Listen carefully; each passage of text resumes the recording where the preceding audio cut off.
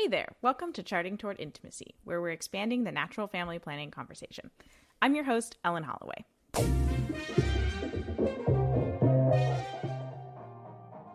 In today's episode, we are going to be talking about why we need to talk about NFP honestly, and what that can look like, and what that honesty unveils about NFP. And we talk a little bit about the cross of natural family planning and how we can communicate that to people when we're talking about NFP.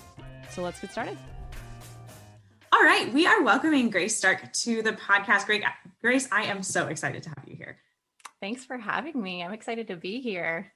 Can you start by giving us a little introduction to yourself and what you do in this space of natural family planning, fertility awareness? Sure.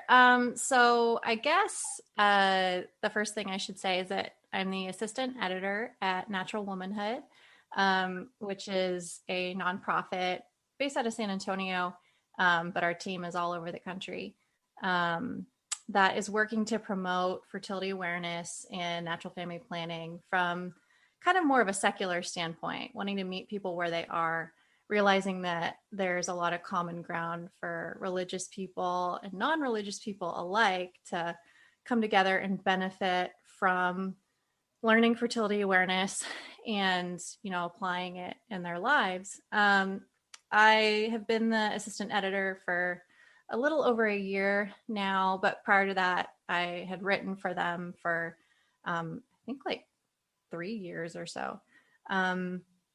I started writing for them because I became a fertility awareness instructor back in, I think 2016, 2017 with the Couple to Couple League. So the symptothermal method, my husband and I teach that. And we kind of have this like long, crazy journey with fertility awareness and using NAPRO technology to treat infertility and doing all of this while living on the tropical island of Guam, nonetheless. That's amazing. We've had quite the journey with it, but long story short, we became instructors while we were living on Guam, and we're hoping to kind of, with another couple, introduce fertility awareness to other people on the island. And I hope we succeeded in doing some of that. But we are now living in California and sporadically teach here and there. We've got 2 young kids now, so we do what we can. And right now I feel like my fertility awareness ministry is really with the work that I do with Natural Womanhood. So that is awesome. Beautiful. I love meeting people that are doing great work in this space. And especially like, it really seems like it's all very recent for people. It's like, I've been doing it for the past 5 years. I've been doing it for the past, I don't think I've met anyone that's like, oh yeah, I've been doing this since, 1990. So, we're all very new to this space, and it's exciting. We're doing a lot of great stuff lately. So what we are discussing today, what we're going to jump into, is talking about NFP honestly, and actually talking about it even in general. I think this is something that is so missing in our churches. Yeah. On the one hand, we either don't talk about it at all, or on the other hand, we're like a used car salesman during marriage prep, like, oh, you're only going to abstain week and it's going to be this beautiful thing that's never gets divorced when they use NFP. And so honeymoon period. Yeah. Like all that stuff. Oh my gosh. Used car salesman. That's like a little bit too perfect. Oh my gosh. And okay. So like, first off, why do we need to talk about NFP honestly? Well, it's the same reason that we need to talk about anything that's hard, honestly, right? Like, we don't tell our kids like, hey, when you grow up, go to medical school. It'll be super easy, like, because then what happens? You tell somebody something's going to be easy. They get into it. It's hard. And they feel shame because they're like, no, I was told this was supposed to be easy. Something's wrong with me that this is not easy. And then that shame keeps people from reaching out and getting the help that they need. And not only getting the help that they need, but fostering the relationships in the community that are really, really necessary when you're trying to do something hard. You know, like anytime you're doing something difficult, you need to find people who are also doing that difficult thing to band together, to give you that support. And when people feel this shame, like, gosh, this is so hard and it's not supposed to be, that's not what I was told, they just miss out on the help, the community, all of that. And that frankly is what turns a lot of people off of it fairly quickly, I think. Right. I mean, you're told, like, okay, this is like the abstinence is gonna make the heart go fonder, you know, like, and it's going to be like a week and it's fine. And then you're like, and then you are postpartum. You're postpartum and it's been 3 months. Yeah. And you're like, excuse me? What happened to my 1 week and then my honeymoon? Yeah. So yeah, we really do a disservice. That being said though, you know, going back to kind of the like car salesman tactic that a lot of, you know, people take, especially during like pre-Cana, you know, marriage prep kind of stuff. And just really trying to get people interested in NFP. It comes from a good place. It really does. People don't show up to give a talk about NFP to a pre-Cana group because they're getting paid for it, or, you know, they're there because they really believe in what they're selling. And they're just trying as hard as they can to, you know, pique couples' interest. So it comes from a good place, but in not being completely honest, it does, you know, lead to some issues down the line.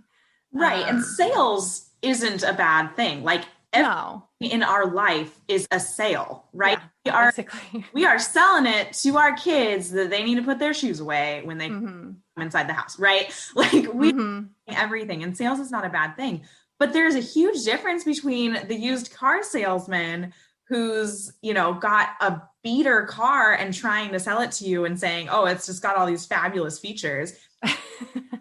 And then versus the like luxury car salesman who, you know, brings you in and offers you a latte and sits down with you and talks about your wants and needs, then shows you the car and shows you every little bit of the car. And, you know, it's like, we need to take that approach because natural family planning is a beautiful gift to our marriages. Yeah. And to take that, to show people it's a gift. Right. And to take that analogy even further, you know, we don't have to talk about NFP like it's a beat up car. In a lot of ways, it is the luxury car option. It's just the one you've never considered or even, you know, heard of. It's that obscure German model that, like, you know, is or whatever. I'm not a car. Yeah, I'm not a car person. Why are we doing this analogy? I don't know. Anyway, but we don't have to work quite so hard to sell it if we do it in an authentic way. Right. And I was like recently giving a talk about natural family planning and my passion was like showing through, but I was being completely raw and honest about it. And people afterwards were like, oh my gosh, wow, this is really incredible. You care a lot about this. This must be really cool. You know, not about, okay, here's NFP and let's just pretend like the bad parts don't exist and just talk about the good parts. It's like, no, let's talk about everything, but let's also share why it's been a gift to us. Things like in our faith that are super hard, but they are a gift in the end, right? Like even just like confession. I want to go. We're always like nervous when we're in line or it's like to drive all the way over there. I don't want to do it. And then afterwards, it's just so beautiful and freeing. And yeah. Yeah. So to kind of like piggyback off of that, it is, NFP is one of those aspects of our faith that is harder. But that, like the other things that are hard, there's a lot of beauty that comes on the other end of it. And sometimes you don't see it when you're in the thick of it, when you're standing in line for confession and you're terrified, you've got something you need to unload that's causing your palms to sweat, you might not see how you're going to feel or how it's going to impact your life on the other side of it, when you're in those difficult moments. And that's where our faith comes in, that the church has asked me to do this for a reason. The church doesn't say, hey, here's some hard things we want you to do because they're hard. Yeah. Because we're all a bunch of masochists in hair shirts here in the Catholic Church, like there's a reason, the church is our mother. And like you were saying, with like putting shoes away, selling things to your kids that are, good for them and important for them. The church is the mother church, and she has us do hard things, sometimes for reasons we can't understand when she's telling us to do them. Right. So yeah, that's I think a really good way of thinking about the difficult things like NFP that the church asks us to do. Well, and something you talked about a little bit before that I definitely want to dive in more is community, right? When you're in the thick of it and when it's hardest and when you're postpartum and it's been 3 months, right? Like, that's when you need a friend. Right. Like, you need to phone a friend, like, right. and just chat with them about it, especially like maybe someone who's been through it before. If anyone, ladies, if any of you guys are postpartum, like, reach out to me. I'm happy to chat with you. We went through a long dry spell because I just had continuous mucus, which was possible to figure out. Yeah. Yeah. So, yeah. Building that community, I think, is something that we can really try to establish in our parishes, small groups, even just like once a quarter, like having a, date night for married couples. Mm-hmm. You talk about hard things like natural family planning. Mm-hmm. Yeah. And sorry, I kind of lost my... It's okay. We can edit things. Yeah. Lost my train of thought there. The thing too with NFP is it's just about one of the most countercultural things out there.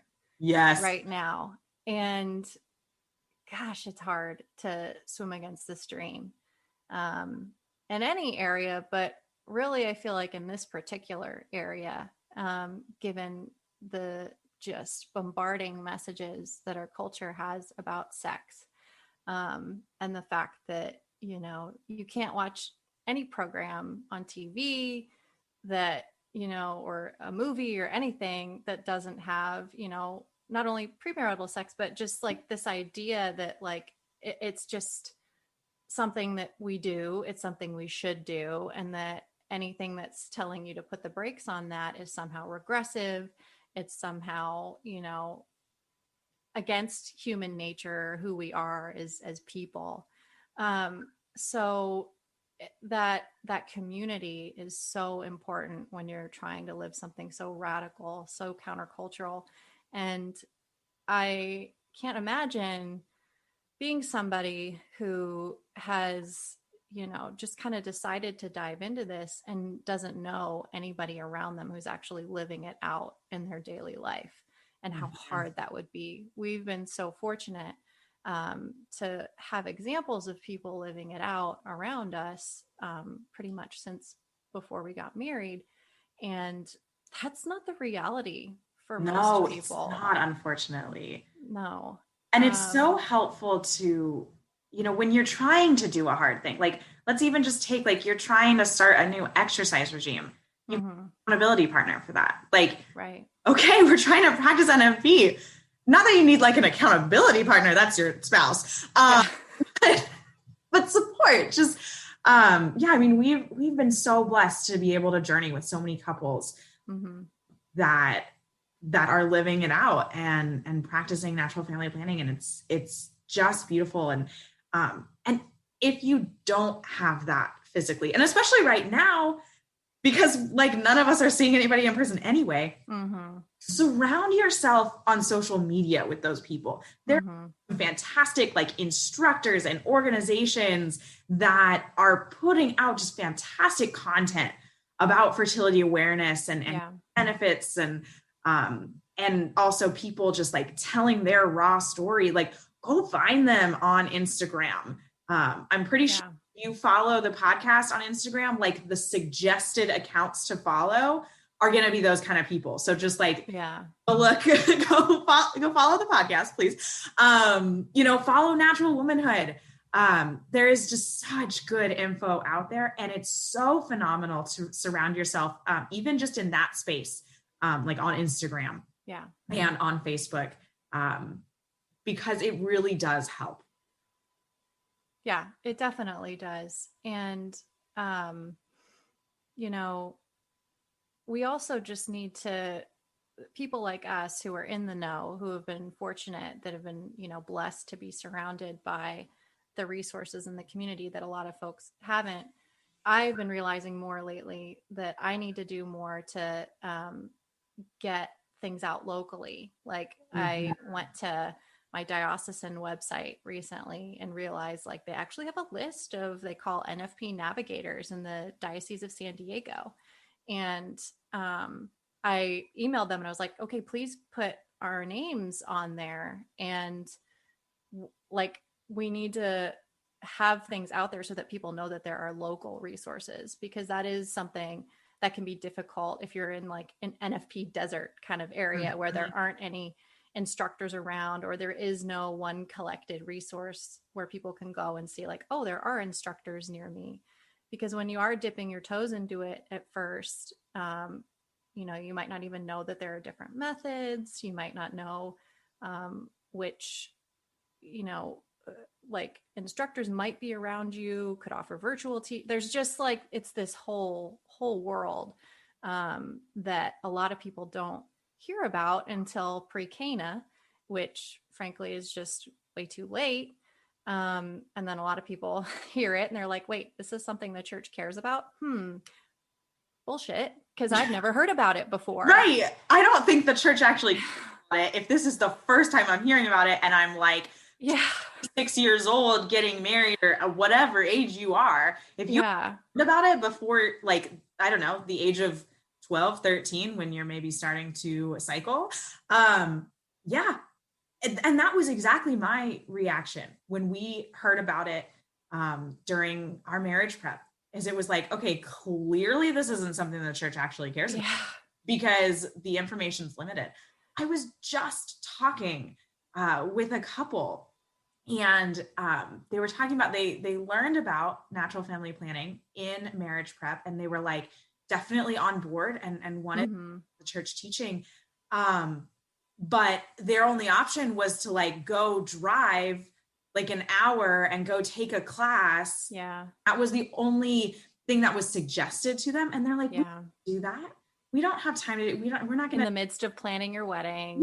And it's like, there's so many, you don't actually have to take an in-person class, especially like after the year that was 2020, like every instructor is teaching virtually now. Right. Maybe not every, but like so many. I started teaching like virtually. And you don't have to go drive an hour or more to go take a class. And 10 years ago,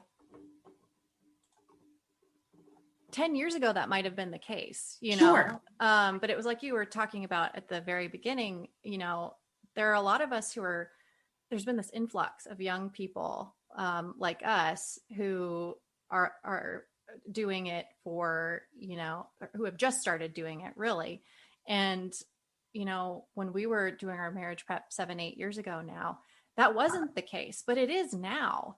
And so actually, as hard as NFP is, it's really never been easier in a lot of ways, because there are so many good resources out there, and there are communities.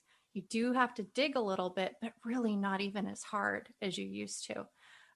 So that's a real positive step in the direction of making NFP a little bit easier, you know, than Right. Well, yeah. and I think that brings up an interesting point is like even 5 years ago, um, the information was not as easily accessible. I mean, there are beautiful websites like Managing Your Fertility. We talked about, we've actually talked with Bridget on the podcast before. Mm-hmm. It's a great resource, tons of information, links out to different methods. Like that didn't exist. Like, yeah, I mean, and we have that at Natural Womanhood too. And we just right. have like this freshly redesigned website. It looks like this beautiful modern website. And we're not the only ones that have stuff like that now. Right. And so that information is now out there. And so it's great for, you know, the people that we're catching through marriage prep now, right? Because we can do that, but that's not enough. No. We have all of the married couples who went through marriage prep a couple of years ago and didn't have this information. Now we got to go reach out to them. Yeah. Like that's the next step. Yeah. And then also we have the other side. Like we definitely should be talking to young women about it too, but I don't want us as a community that is, you know, promoting NFP to forget about the couples who've been married for 5 years, the ones who've been married for 10, the ones who've been married for 25. Yeah. Like they're probably not quite menopause yet. We can still catch them. But we have to do it authentically, and that's got to involve, being honest. Like, it's going to be this thing where you're going to have to learn it. There's going to be, you know, a growing period where you're growing in this knowledge, you're growing in this respect and appreciation of each other's fertility and your combined fertility. And that learning curve is going to mean there's going to be some sacrifices that are, that are going to happen, especially compared to how you may have been treating your sex life before. So reaching out to those people wherever they are in, you know, however long they've been married, but doing it in an authentic way, is so important because imagine reaching out to the folks who heard about it in pre-Cana and they were like, oh, the church must not really care about it because it's the first thing I'm hearing of it. 5 years later, they hear about it and they're like, okay, yeah, maybe we'll listen to the spiel. And they get the used car salesman spiel about how easy and wonderful it's going to be. And they decide to dip their toes and do it, find out it's hard. And they're like, okay, so now I know the church doesn't care about it. And I know it's hard and people aren't honest about it. They're just going to completely wash their hands of it. You know, exactly. You've just never look back. Yeah. And at that point you've probably, you know, just lost that couple, and that's heartbreaking. So there's a lot of onus on those of us who teach and who promote to be as authentic about it as possible, because you don't know what frame of mind people are in when you're reaching them. You don't know how, you know, what they've heard about it in the past that's going to impact how they receive the message. So at every turn, every point, we have to be honest and authentic. And and I think in a lot of cases we have to be tender, because these might be couples that have been using birth control, right? And they don't know why, and they don't understand, like they don't know the why of why cares so much about us not using birth control. Go listen to the episode called Why NFP, or why does the church promote NFP for fertility awareness? That's what. And so the blame game, or like creating too much negativity around the use of hormonal birth control, particularly, but just any form of contraception, can be, it just creates like closure. It puts people's guards up. It puts it just back up. Yeah. And especially if somebody thought that was their only option and they didn't know any better, and now they're, maybe a little bit willing to hear about it. And then all of a sudden, if they're getting, berated. Yeah, you're a terrible person for making this choice. And it's like, honestly, I like birth control is part of my story because I didn't know. And if someone had told me like, you made a terrible choice because you did this, like that would have completely closed me off. Yeah. Instead, like they just came to me with openness and authentic information and authentically caring about me. Yeah. And that's where we need to come, especially when we're talking to couples who have been using any form of contraception. Yeah.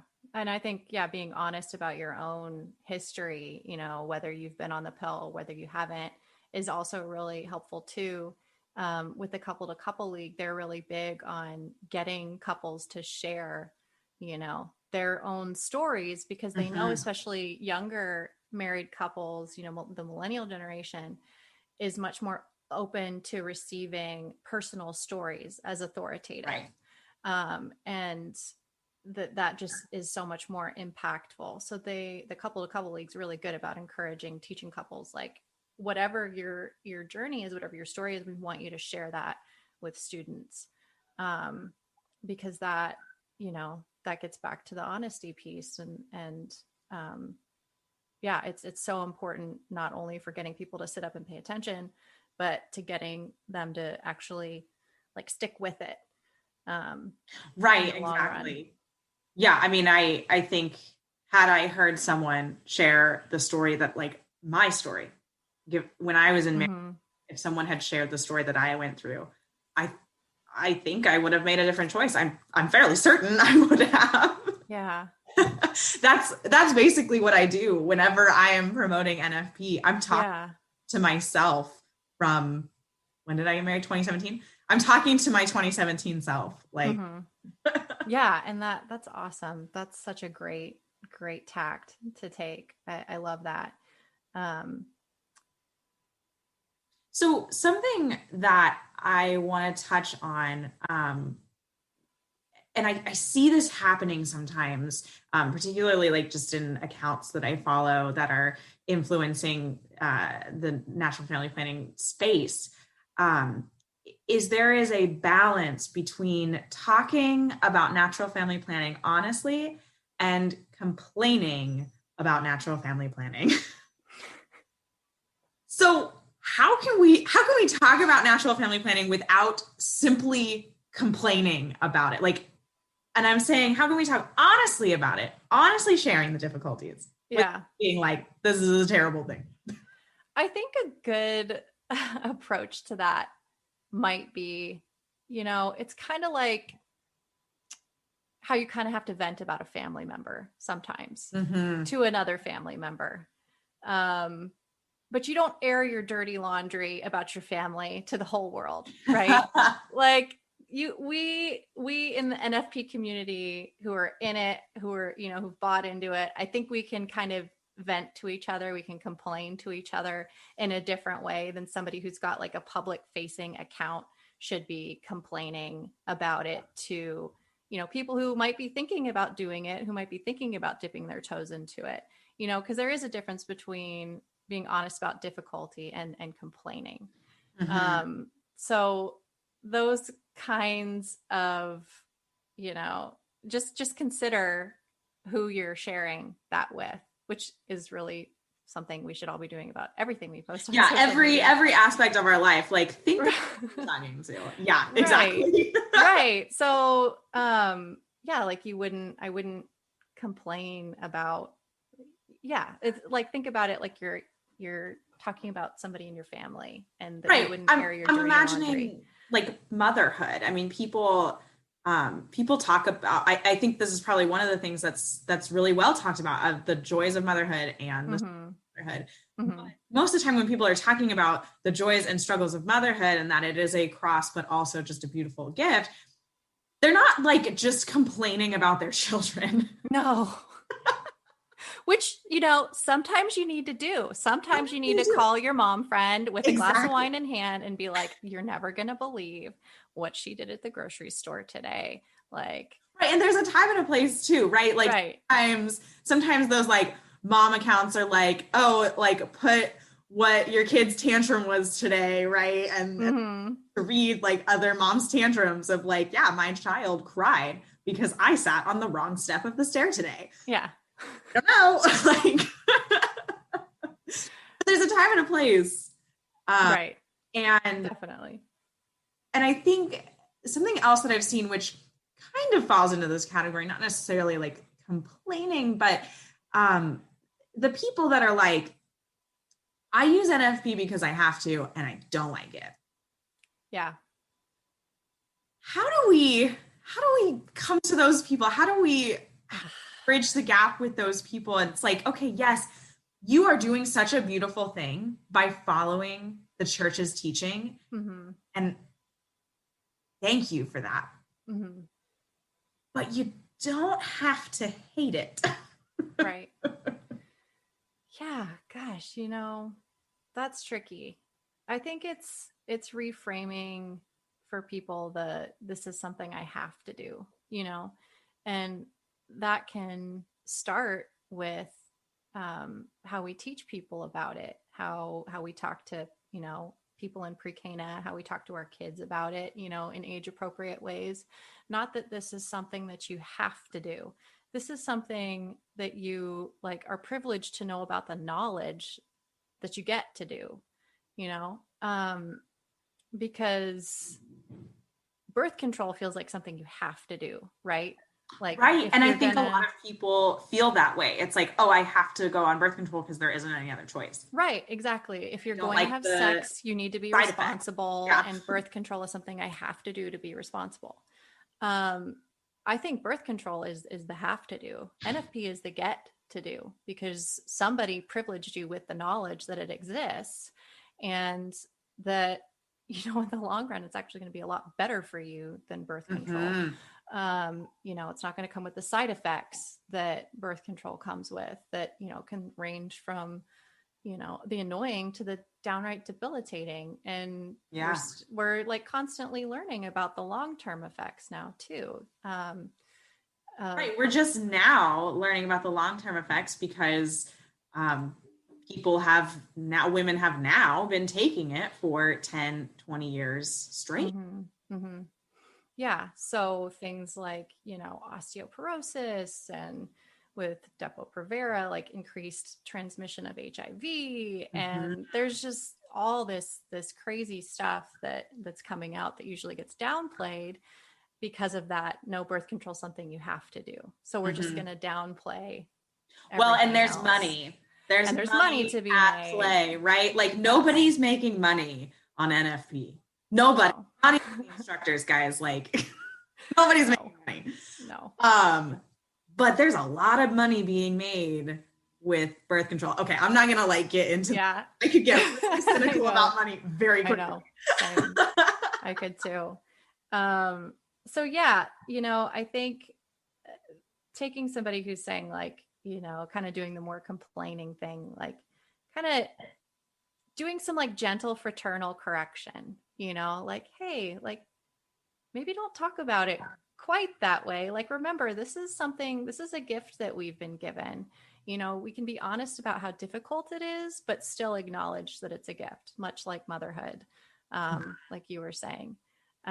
Because that's, at the end of the day, that is how I feel about NFP. And that's why I became an instructor. And it's why I work for Natural Womanhood, is that this is a gift. It's, gosh, even beyond that, I feel like it's especially for women, I feel like this knowledge of your body is your birthright, and that it's been, so many women have been robbed of it. That I feel like I'm in this privileged position of knowledge that I want to impart that to other women and other couples. So yeah, we can be honest about how difficult it is, but we, at the same time, we do have to be honest that it is a gift, and it's that it's not this big no. I think right. people hear, the church says no birth control, the church says no IVF, the church says no this or that.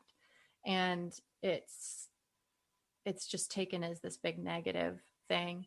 When really, if we stand it on its head, it's not a big no, it's a big yes. It's a big yes to something so much better.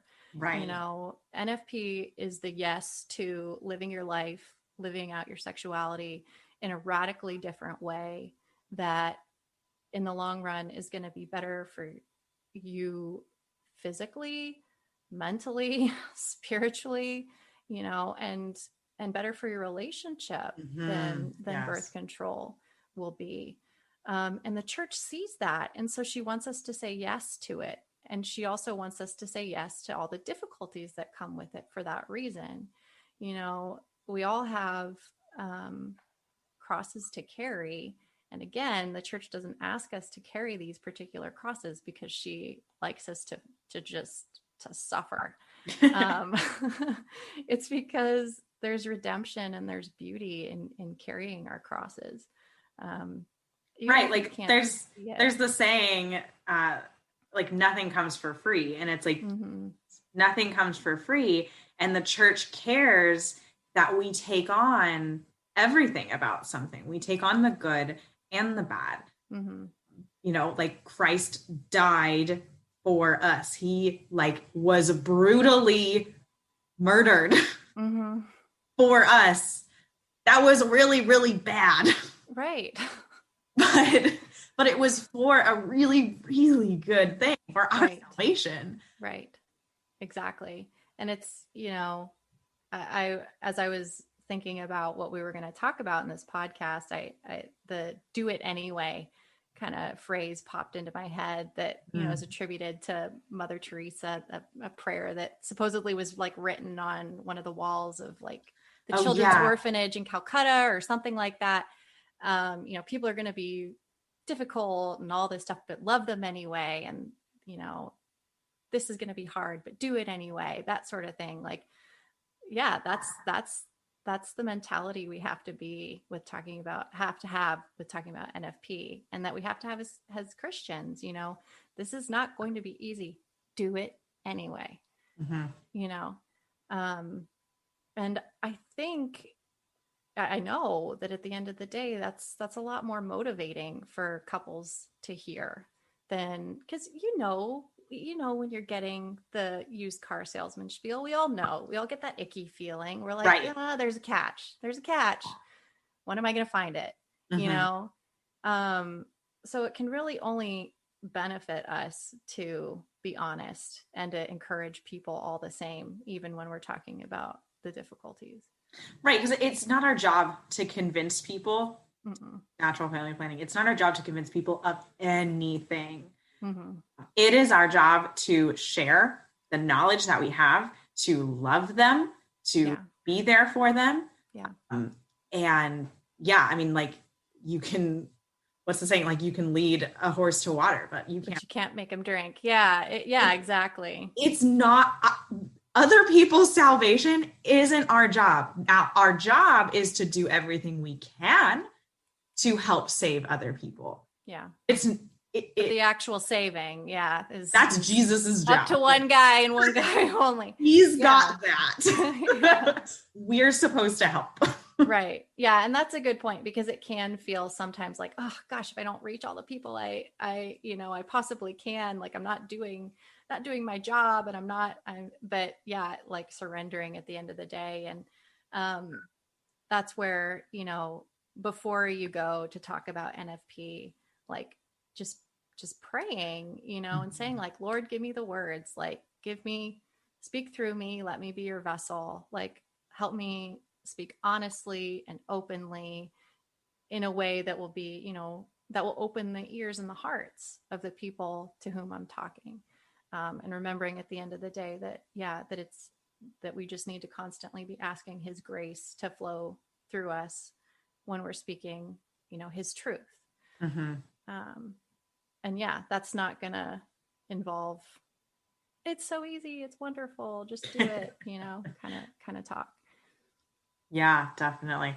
Oh my gosh, this has just been such a fun and life-giving conversation for me. Oh, I'm so glad. Me too. It's been great. Was there anything else you wanted to like add in before we wrap up this episode? I would just say, we've talked a lot about being honest about the hard things, about, the abstinence that you're going to deal with. And that's just kind of part and parcel of NFP. But talking about how those things can be a feature rather than a bug, that through, abstinence, through having to deal with, the difficulties of NFP, that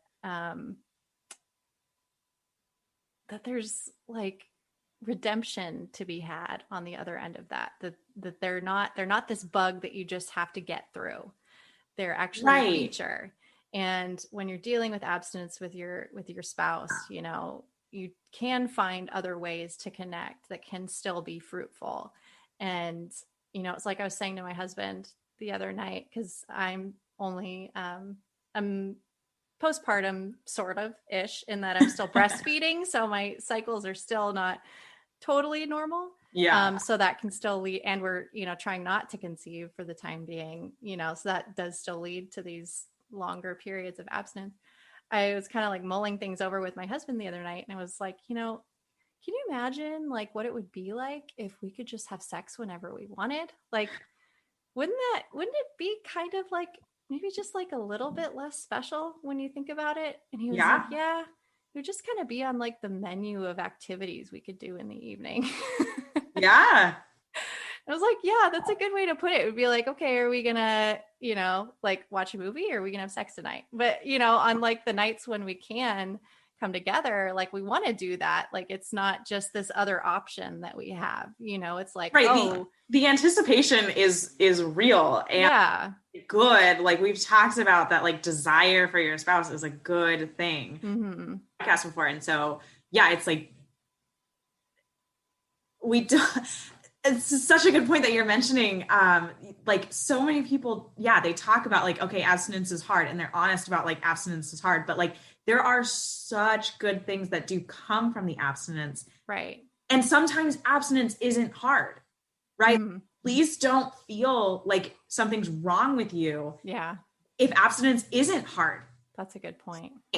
Yeah. Like I was talking with a friend of mine, and she talks about how like the periods of abstinence have helped their relationship so much because like she doesn't feel like she always has to be available. There isn't that puritanical duty to always be available to your spouse. Right. And that's such a beautiful insight of like, and so she as a wife is more interested and wants to have sex more because it's not just like on the menu of options. Like, should we watch? Exactly. It's like, I don't know. And it makes it more meaningful. Oh, I love that. Oh. Yeah. So think about it as Do a whole feature. Episode about that. Yeah. Right. I know. Yeah. Just like stand it on its head. It's not a bug. Abstinence is not a bug of the program. It's a feature. And like that's one of the good things we can talk about NFP. It's like one of those, it's like how when you go into an interview and they're like, what are your difficulty, or what are your, I had an interviewer ask me, now tell me what you don't like about yourself once. Which was, that was a ridiculous. Right. But like they ask, you try to like flip it on its head, you're like, I work too hard. I'm too dedicated. I'm too much of a perfectionist. Yeah. But there's a way to do that authentically when talking about the difficulties of NFP. Like, abstinence is going to feel like a bug sometimes, but here's how you can really like reorient your mindset to seeing how it can be a feature of it, and how you can embrace that difficulty for the goodness that comes out of it on the other side. And then on the flip side of all that there are usually consequences to taking the easy way out. And we are starting to really find out about some of those consequences. Yeah. I mean, the birth control pill like could make you end up like attracted to somebody who isn't genetically compatible with you Mhm. is, one thing that they're kind of starting to think like, oh, is that really Right. something it could be doing? It can lead to permanent infertility. Right. People do not talk about this. Like the birth control pill came about, and I'm for sure going to do an episode about the history of natural family planning and history of birth control. But the birth control pill came about in Nazi Germany when they were trying to make the Jewish women infertile. And so they pumped them with hormones to try to make them infertile, but they found out that it was only kind of creating this like temporary infertility. And that's the beginnings of the pill. I have never heard that. It's insane. Yeah, I'm like mulling that over because I've heard about like the Mexican yams and the synthesizing, the fake progesterone basically from yams, and I hadn't heard about the connections to Oof. The birth control pill has a storied past. That's and wow, we could also keep talking about that forever, but yeah, definitely. Grace, this has been such a fun conversation. Thank you so much for coming. Yeah, thank you. I really, really appreciated being on with you today. Thank you so much, Ellen. Thanks so much for listening. If you want to learn more about Grace Stark, a link to her website is in the show notes, and you can read some of the articles that she's written. She's written a lot of stuff in the realm of natural family planning, fertility awareness, birth control, and things like that. If you are not already following the podcast on Instagram, please give us a follow at Charting Toward Intimacy. And if you have questions, comments, anything, and you just want to reach out, you can reach out to us on Instagram, or you can send me an email, and my email address is in the show notes. Until next time.